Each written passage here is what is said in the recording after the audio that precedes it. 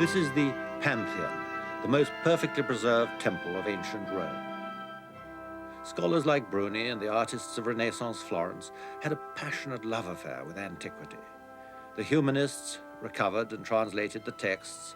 The artists studied the statues and the frescoes. But they were not simply copying the achievements of the ancient world, they were transforming them. This Renaissance design for an ideal city uses classical architecture to create a perfect environment based upon reason and order. And in perhaps the most famous image of man by a Renaissance artist, Leonardo da Vinci is illustrating the Roman author Vitruvius. Man, in his ideal proportions, is the measure of all things. Out of their preoccupation with classical harmony and proportion, Renaissance artists created these new images of man and woman.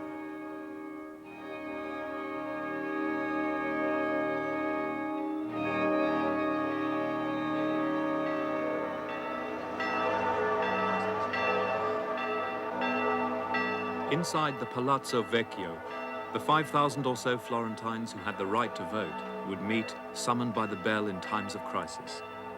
They were the members of the influential guilds and represented the craftsmen and the most economically important activities.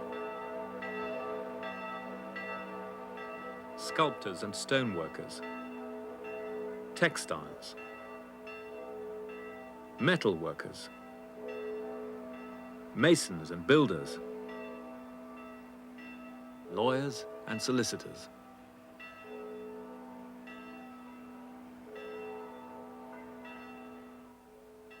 The engine driving the art of Florence at the beginning of the 15th century was competition between the guilds and competition between the artists commissioned by them.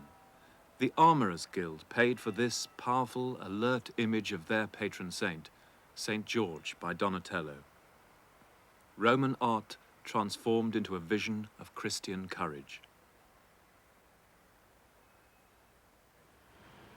The Bankers' Guild paid for Ghiberti's expensive bronze statue of St. Matthew, the patron saint of money changers.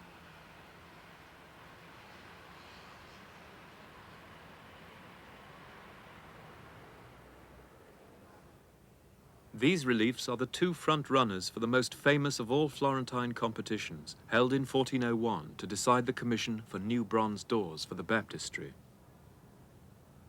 The subject is the prophet Abraham, about to sacrifice his son Isaac, and this entry by the young Brunelleschi emphasizes the violence of the act. Abraham holds Isaac by the throat to plunge the knife in. The angel seizes Abraham's wrist in a dramatic last-minute intervention.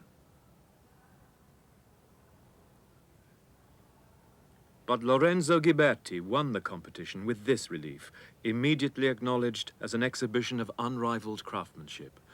The nude figure of Isaac is based on classical models. This is a triumph of the goldsmith's craft, embodying lessons learned from antique statuary and combining that with a Gothic grace learned from the art of Northern Europe.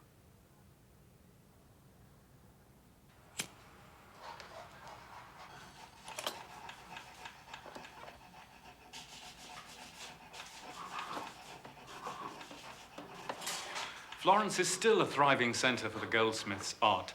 This is the studio of Signor Giorgio Chileri at the south end of the Ponte Vecchio, and he works here as a master with his apprentice craftsmen. Now, a whole generation of famous Florentine artists, Ghiberti, Brunelleschi, Donatello, began work in studios not unlike this, working on just such meticulous and minute creations before moving on in their careers to their monumental works of art. In such an environment where the skill of the craftsman is so highly prized, it was inevitable, perhaps, that their status should rise. Inevitable, too, that the most brilliant of them, men like Brunelleschi and Donatello, should resent the restrictions which the craft guilds could place on them, and resent, too, the implication that somehow their work was menial, a mechanical craft.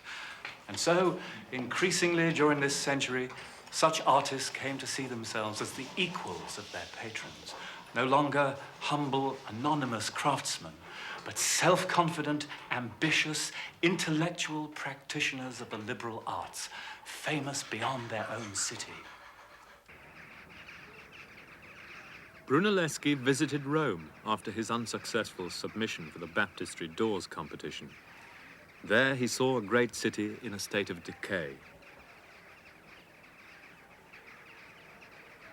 The sheer scale of the Roman ruins and the building techniques he analyzed provided inspiration for the greatest problem of structural engineering in Italy,